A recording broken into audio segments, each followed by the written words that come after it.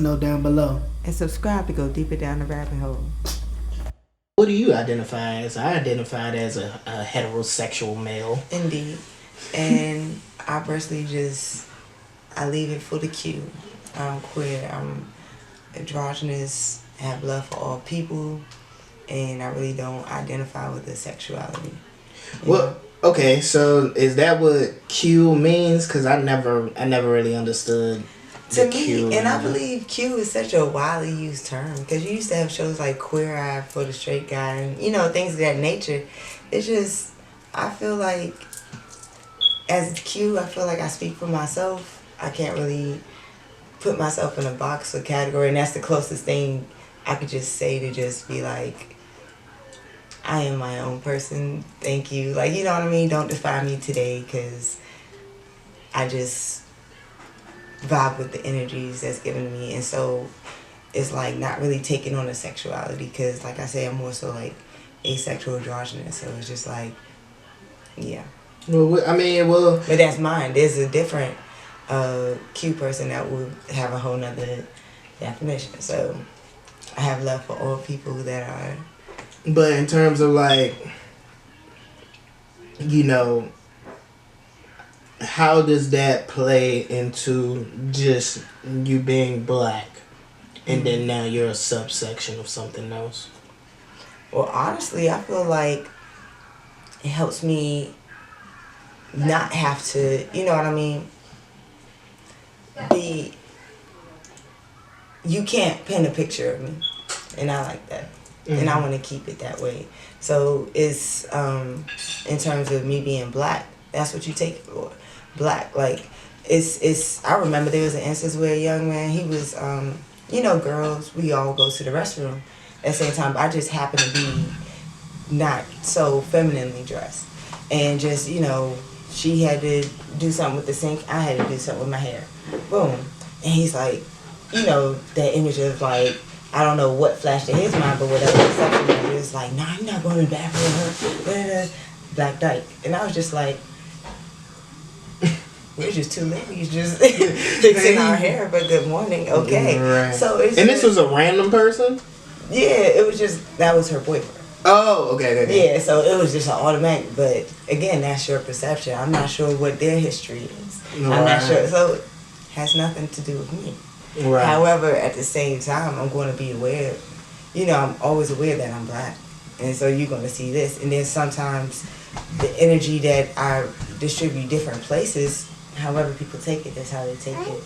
But yeah, that's definitely a forefront. So that's why queer is, and it's also things that go deeper beyond that, and that's when you start getting to when I was saying that every individual person has their own, because you have different definitions of what a gay person is, what a lesbian is, what a transsexual person is, what a cisgender person is, right. Non-binary. It's so many definitions, whereas it comes down to the individual person and how they identify themselves as. Me, I am a female, and I'm very comfortable with identifying as a female. However, I also have some masculine features that I will admit to myself, right. And that other people see it well. And I can't focus on any of it to identify as whatever sexuality. Because to me, at the end of the day, it's skin and mucus and cells. You know what I mean? And it's just queer as an energy. Right. That's the most I can, and not taking the choice to define. Because, like you say, your point that no one's 100% anything. You know what I mean? Well, that's your point. Oh, well. Bringing it back in full circle, no one's 100% anything. And I feel like to put yourself in a category, that's where people feel comfortable. Like, you know what I mean? Some people that are, mixed race don't feel comfortable identifying as either white or black or, things of those natures. Some people are aware of the entire makeup of them, and wherever you feel comfortable with categorizing yourself as, then everybody to their choice, and you know. But that's the whole thing. When you come into where you're categorizing yourself, you're picking the struggle. Regardless. Right. You're picking the struggle. I mean, but that's the thing though, because regardless of if I don't categorize myself as anything, my struggle is given to me regardless, because of the way I would look in comparison with the world and how we've all been socially engineered to think about it. I mean, it's a lot of black people that say, "Man, I hate black people," and it's like, fam. Indeed. Fam, what are you talking about? Exactly. You know what I'm saying? Or you know what I'm saying? We've been brainwashed to think that ingenuity is ghetto. You know what I'm saying? Innovation is ratchetness. I mean, and sometimes ratchetness is just ratchetness. But if like we need a solution and I Jimmy rig some shit, that's ingenuity. Correct. Don't vilify my shit. Correct. Don't vilify my genius. Correct. You know what I'm saying? And that's also come with perception. So you have people that are from places where the majority of people, you know, represent the struggle. Whether it be financially or spiritually or in the job force, anything like that. But then once it's some people who can identify with where their struggle is and who they're struggling with, or, you know, that community is at all. And that's when you get that elitism. That's when you get that idea of, well, that's them, that's not me. You know what I mean? And separation. Yeah, separation. It all comes down to unity, because it's just one of those points when you see someone that's, you know, that's gunning against their own main identifier. You know what I mean? And it's just like you said, look in the mirror. Do you know who you are? You know what I mean? So you fighting for a cause that's against you, but you're also a part. It's like it's a weird ass. It's I don't want to say it's your choice, picking the struggle, but it comes down to perception. What you just said, and that's my whole start of the video where I'm like, yo, transgenders need to stop, because fam, just because your perception of reality is that you were not born the way you were supposed to be born, or whatever transgenders believe, you get what I'm saying? That does not mean that I have to believe it too. Because my perception is that reality is reality. No, actually my perception is that in this reality we're all robots that are fueled by the electric current, which is known as oxygen, which has protons and neutrons that we're inhaling, and it makes our entire shit go. And that, you know what I'm saying, if our operating system fails, dies, right? You know what I'm saying, then the whole body is shut down. You know what I'm saying? Or if they take our energy source away, then boom, then the operating system will still be going on until it loses power. It's like on a backup generator.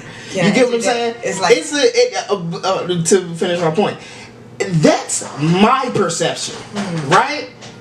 But I don't go around saying, oh nah, everybody gotta believe that we're in the Matrix. Everybody gotta believe that we're going off a binary code and all of this shit and blah blah blah. Nobody has to believe what I believe.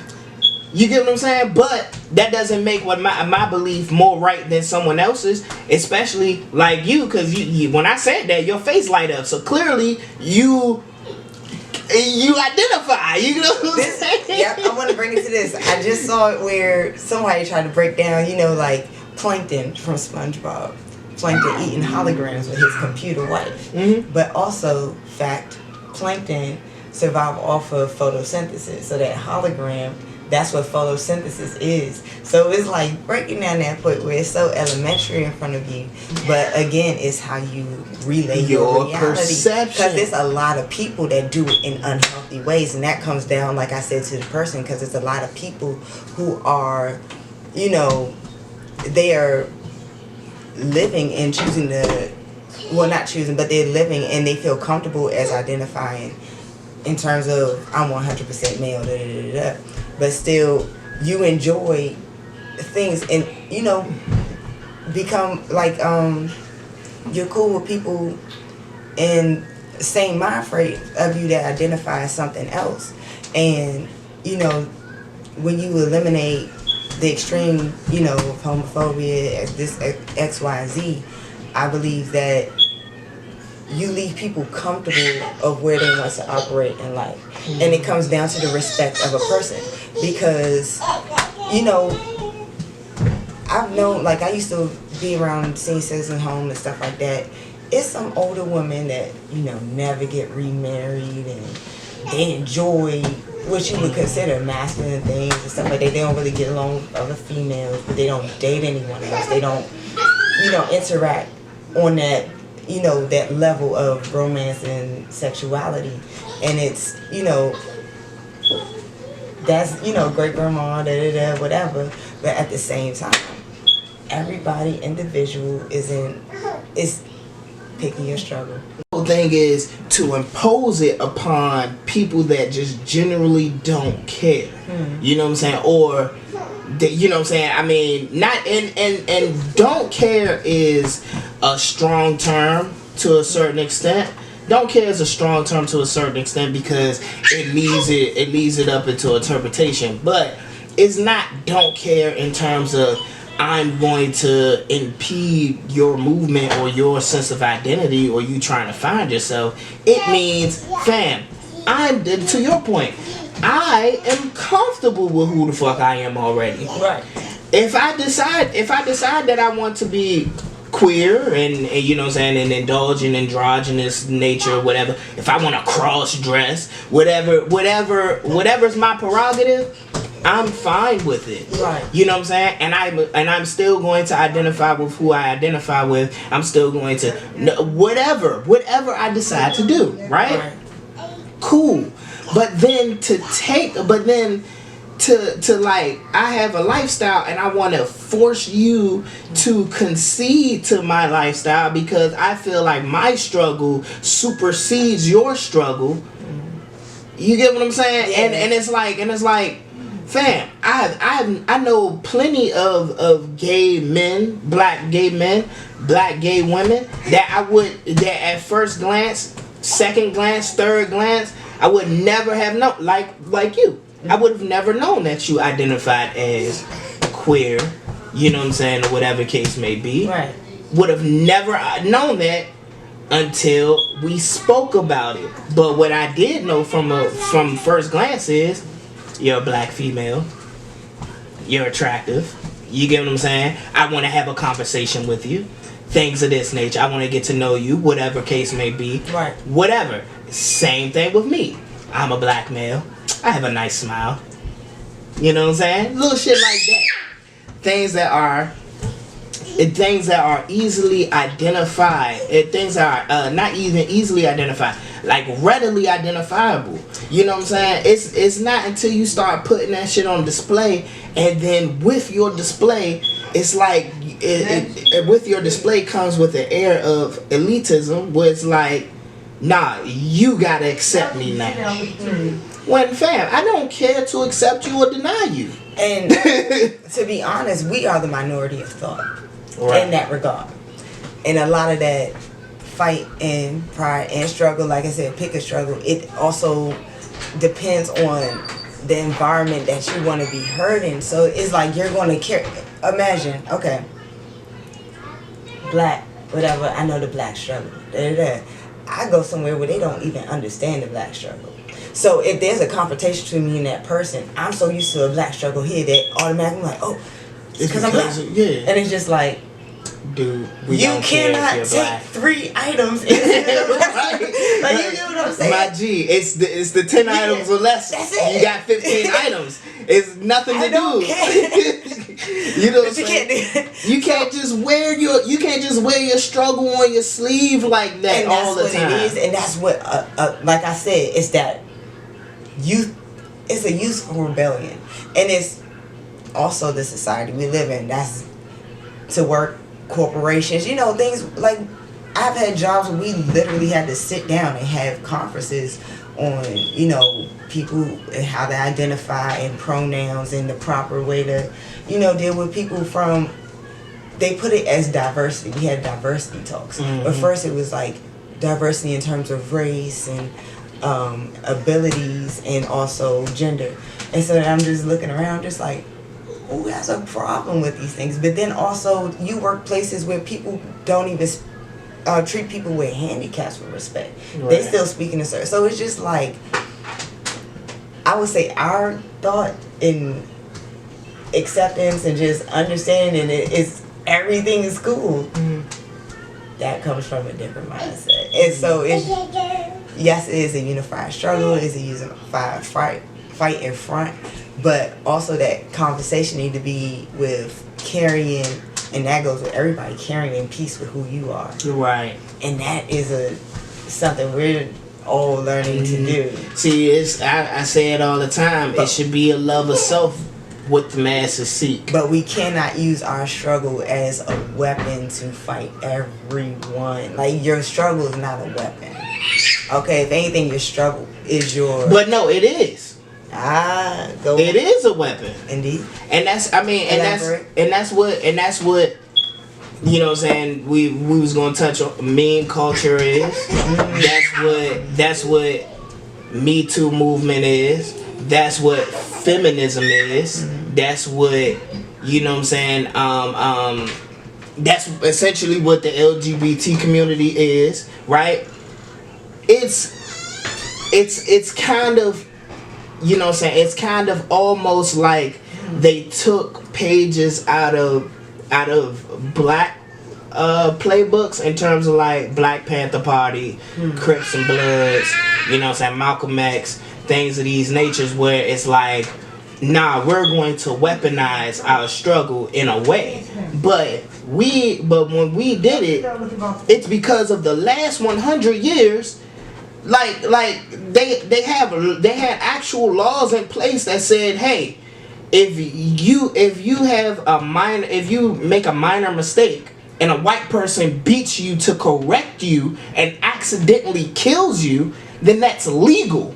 Still hasn't changed. Exactly. You know what I'm saying? It's because there's still slavery all around the world. Correct. It's because they moved it from here to other countries. They've perfected it with us.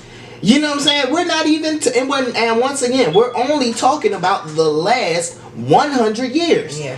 Every time that there's been a movement that, you know what I'm saying, it's never been about you know what I'm saying, us taking up arms and fighting the system. It's always been about us taking up arms for ourselves and having our own sense of pride in ourselves and doing for ourselves and all of this extra XYZ and peace and protest in order to, you know, to make a change. And that's been because we've been trying to change our own perception of ourselves. You know what I'm saying? So you know what I'm saying, that we don't view shit as ghetto when it's innovative. You get what I'm saying? Change our social economic status. But however, okay, breaking it down. So once we got too far, the system literally, and the system meaning the government, literally created things that stopped our movements. COINTELPRO, the stop and frisk laws. There's been so many things. The crime bills, the whatever case may be. The institution of police, period, were slave catchers. You get what I'm saying? Like the government has literally done things that we need to fight back against. Real shit. You know what I'm saying? Now, I can understand everybody. Like I say, everybody has their struggles, but they all taking a play out of our book. It's just they perverting it because it's white people at the lead.